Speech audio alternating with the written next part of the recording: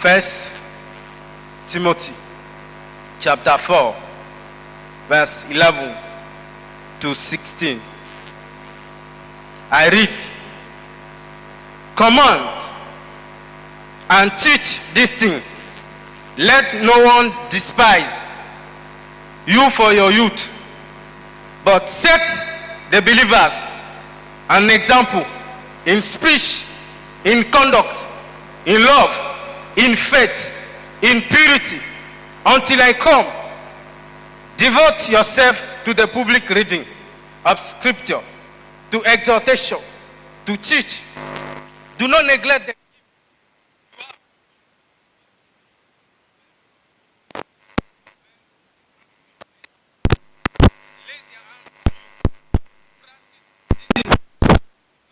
yourself in them, so that all may see your progress. Keep a close watch on yourself and on the teaching. Persist in this, for by so doing you will save yourself and your hearers. Hallelujah. My outline this morning, I divide it to three. The first one is exemplary life, and the second one is emancipating life, and the third one is empowerment life. Hallelujah. And this morning we are going to look at the book of Timothy, both of early tradition and the salutation of the pastoral letters themselves confirm Paul as their author. First Timothy was written sometime after around 1863 and 65, at least year after Paul 3 years stay in Ephesus. The purpose of these pastoral letters was during his fourth missionary journey. Paul had instructed Timothy to care for the church at Ephesus while he went on to Macedonia. When he realized that he may not return to Ephesus in the near future, he wrote this first letter to Timothy to develop the church. He had given his young assistant to refuse false teaching and to supervise the affairs of the growing church. Hallelujah. So, exemplary life, we are going to study the life of Timothy. And the first one is the character. Is the character. Paul talked to Timothy and said, come on and do this thing. Let no one despise you for your youth, but set the believer an example in speech, in conduct. Hallelujah. The character is very important in the life of youth. As we look at a life of Timothy, it's not easy or it's not simple things that the great apostle have affection or consider concern to Timothy, because he find in Timothy a good character. Hallelujah. To make it relevant, you need a good character. You need a good character. The Bible said, Paul said that let this mind be on you. As you give your life to Christ, Christ affecting your life, and you start to behave like a Christ. As we read in the book of Acts, we discover that the name Christian is given to the apostle because of their character. The King Agrippa said that you persuade me as a Christian because you are Christ-like. The character. But you find out today that our youth, if you see their character, you will ask yourself, is it this one? Is it Christian? But if you look at the life of Timothy, he was raised up in the family that that his grandmother and his mother taught him the scripture, and he behaved well. Hallelujah. He behaved well. Character is very, very important. Can somebody help me to read Titus 2, 7, 8? Titus 2, 7 to 8. And Philippians 2, 20. I will read. In all things, showing yourself to be a pattern of good works, in doctrine, showing integrity, reverence, incorruptibility, sound speech that cannot be condemned, that one who is an opponent may be ashamed, having nothing evil to say of you. Hallelujah. But our character today, if you enter, my God, when I entered the bus, I was surprised anytime. I was surprised for our character as a youth to respect another elderly man.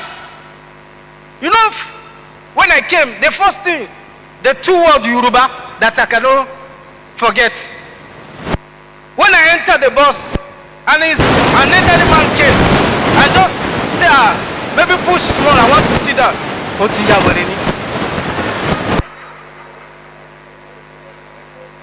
And the thing register, and I go and say, my brother, I want to know Otiya where go is what. Hallelujah. Our character, we need. Nigeria is a blessed country, but we need a youth conscious, a conscious youth. A conscious youth. Our character is very, very important. Respect an elderly man. If you want to make it relevant, you need to respect. You need to respect. You need to honor an elderly man. You need to honor your mommy. You need to honor your daddy. You need to honor your parents. You need to honor your spiritual daddy. The second one is humility. A lot of you today, the humility. You didn't see humility in them. They are proud. And if God deposits small gift in them, you will see them. Hallelujah. Humility is very, very, very important. If you see the life of Timothy, you will discover that it's not for the Apostle Paul to recognize his ministry, to recognize it as a companion. At that time, Timothy, maybe some scholars said that he was 30 years, or 32 or 35. But Apostle Paul said that he's my companion. He's not a simple person. But Apostle Paul discovered humility in him. Be humble. In the place of work, be humble to your director. Be humble to your parents. Be humble to your supervisor. Be humble to the leadership. Be humble. But today, we are too proud. Hallelujah. I need to read James 4:10. James 4:10. 1 Peter 5:5 to 6. That one later. James 4, verse 10.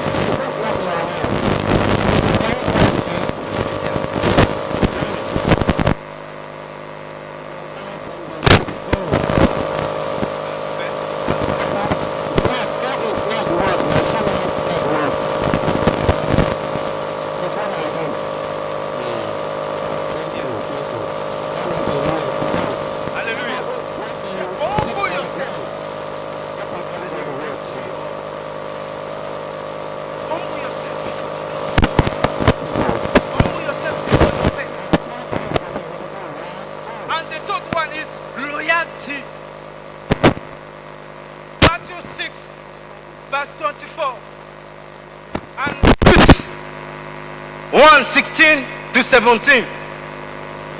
Matthew 6:24. And Ruth 1:16 to 17. No one can serve two masters.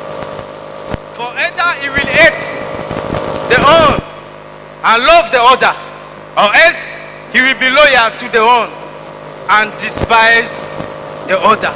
You cannot serve God and mammon. Hallelujah. Loyalty. Timothy was loyal to Apostle Paul. And if you read the Bible, they say 14 years that Paul is traveling together with Timothy for the missionary journey. Timothy was loyal. We are not loyal to our parents. We are not loyal to our adorator. We are not loyal. There is no honesty on us. If you want to make it relevant, you need to be loyal. Loyal to your church. Loyal to the program. Because you cannot serve two masters.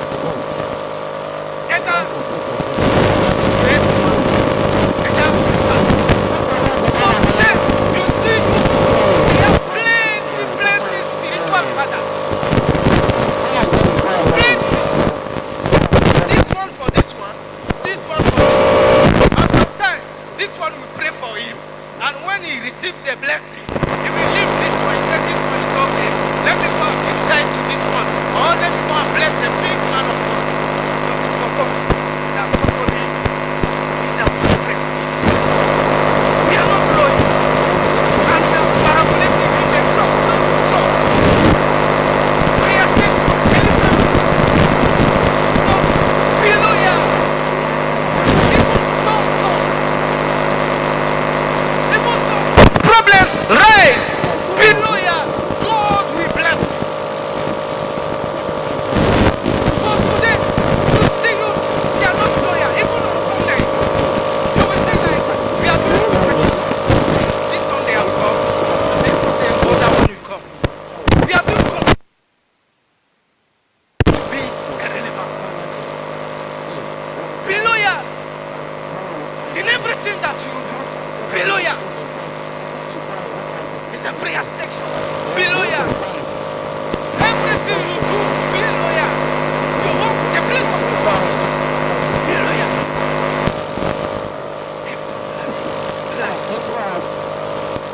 We all know our character. We all know.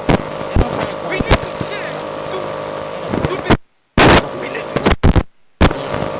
We need to change. There's one sister like this. The boyfriend said that, please, I want to show you to my mommy.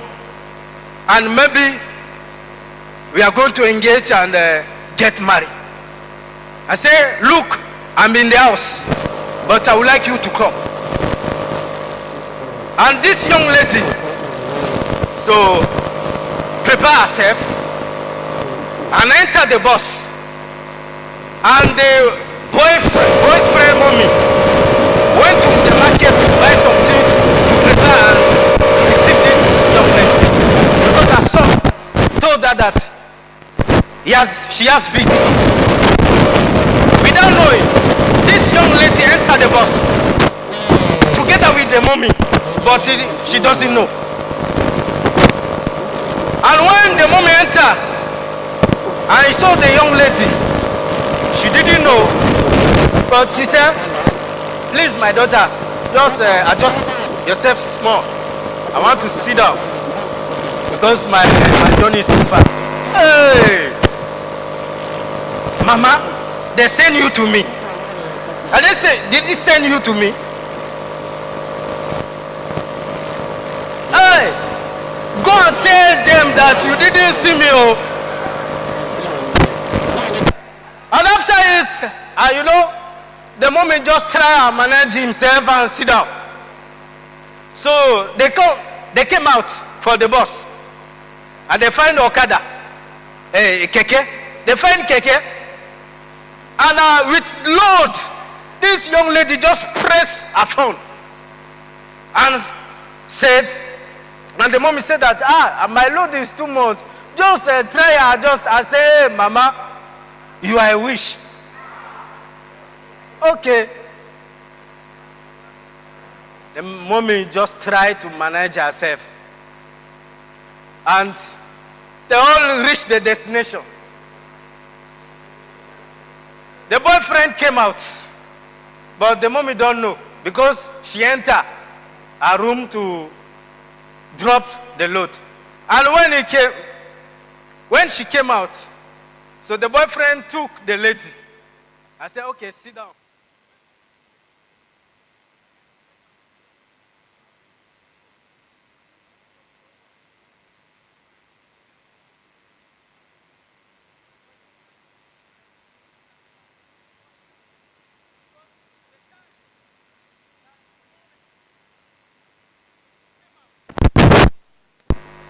And the young man, we don't know, just say, mommy, so we have a visitor. And when mommy want to look at it, this lady, hey, that's the end of the story. You don't know by your character, you don't know. Your destiny back can be behind you. But you don't know. You used your mouth to destroy. You used your character to destroy. You used your character to destroy. To be relevant. Hallelujah. And the second one, emancipating life. Luke 4:16. Emancipating life. The first one, Apostle Paul told Timothy, give heed to reading of the word. The Bible says, so he came to Nazareth, where he had been brought up. And as his custom was, he went into the synagogue on the Sabbath day and stood up to read. Apostle Paul told Timothy, give heed to the reading of the word. Reading of the word in the Jewish culture is a part of worship God. Hallelujah. It's a part of worship. Every Sabbath, they gather themselves, and during that time, there's no lot of scripture over there.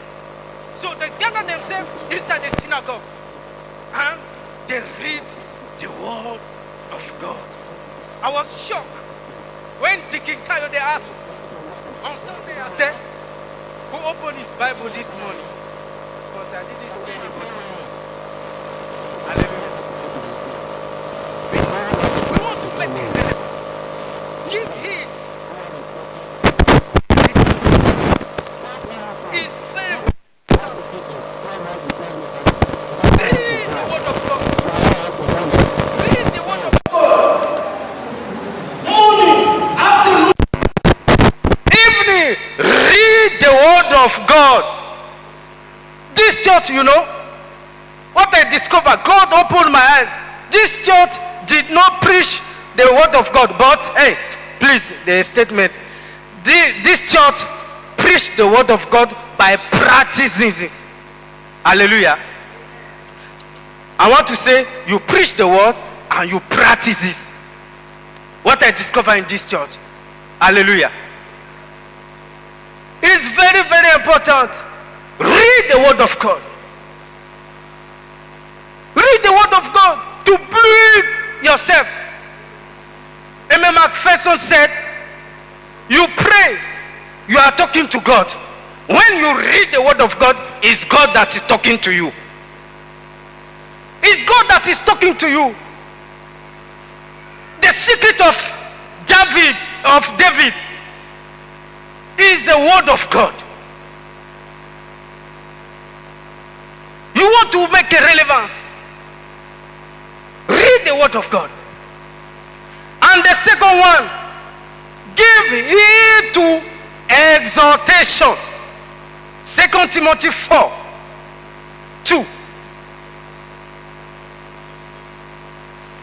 2 Timothy 4:2.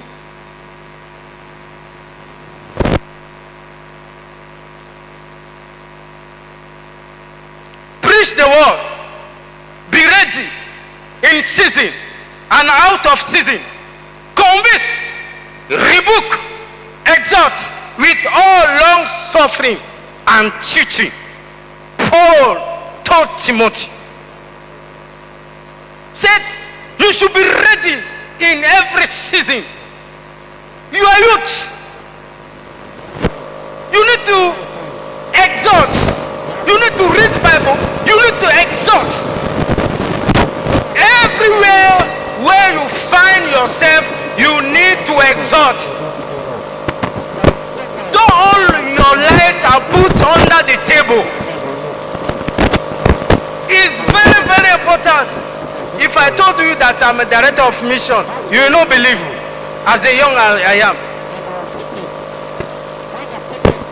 If I told you that I've pioneered some church, you will not believe. When I went to university, doing my degree, because I got degree in sociology, so nobody sent me. Even my DO sent me. They didn't send me to go and pioneer church. But in that area that I found myself, I say I need to be grateful to Foursquare. I sacrificed my youth. And today the church is growing. I came to Muslim background, and today my daddy gave his life to Christ. He flogged me when I give my life to Christ. He flogged me, saying he doesn't want to see me in the church. But the time I give my life to Christ, I never return back. We are three to give our life to Christ. We start our ministry together, but by the grace of God, just I am today is by the God grace. The two have dropped. We went to university, and I said, my DOC, I have pioneer church over there. Come and open it officially. And they came. My daddy flogged me, everything. When I want to go to church, I carry my Bible, put under my arm. I hide myself, because that time, if he sees me, my God. He said that he doesn't want his child to become a pastor. But today, I'm telling you, he's digging the church over there.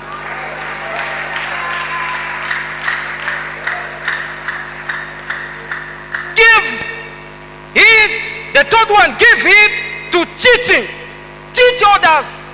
But today we are ashamed of teaching the word of God as a youth, because of our character, because of our behavior. We refuse to teach. You find yourself with 2 people, 3 people. Preach the word of God to them. Preach to them. People, they need gospel, but we refuse. We are ashamed to preach the gospel. We are ashamed to teach, because one, our character, we say some things, we didn't do it. That's why Paul spoke to Timothy. Be an example in speech. Today we say something, but to practice this is a problem. Our faith, give heed to the preaching of the gospel. If you do the work of God, truly God will reward you. He said he didn't owe any person. If you do his work, he will reward you. But today, my God, preach the word of God. And the third one is empowerment life. Empowerment life. The first one, do not neglect the gift that is in you. Do not neglect the gift that is in you. We have all gifts that God deposited on us. But we didn't discover it. We just mix.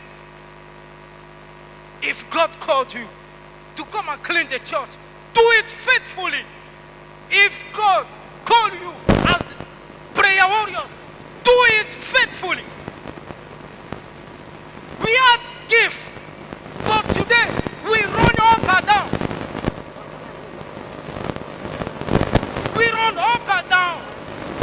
We didn't know our gift. The gift that we have today is this one that God will use to bless you.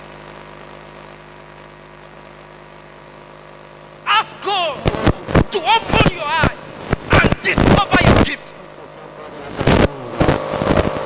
You have all gifts.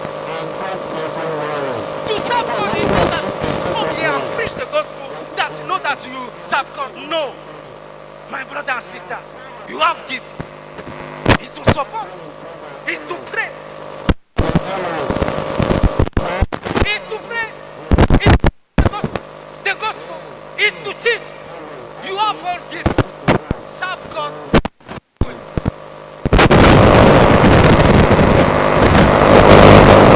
Second one, meditate on this thing. Timothy, I told you, you should meditate on it.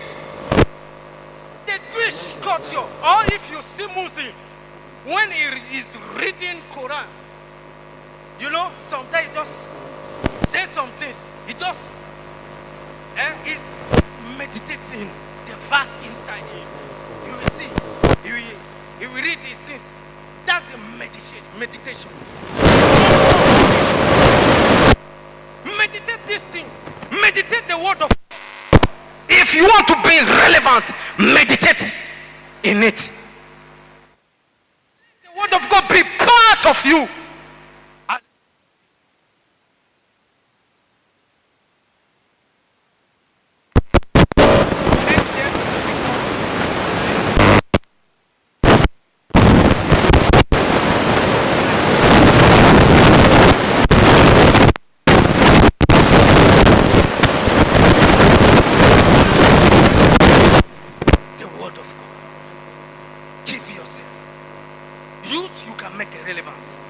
If you obey your parents,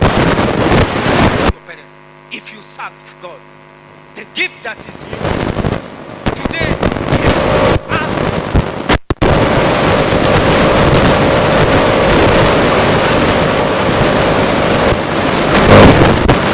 how much is your church? How many church members do you get? But you receive. Hallelujah. Finish it. You have the responsibility over your children. This verse you are going to read in the house, Psalm 127:35. Psalm 127:35. Colossians 3:21. 54:15. Parent is very, very important. What you live in your children is better than what you live for them. What you live in your children is better than what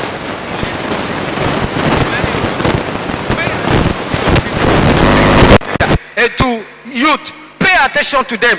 Pray for them, exhort them, teach them. Hallelujah. Youth, honor your parents. And to close it, one mama in the night he called.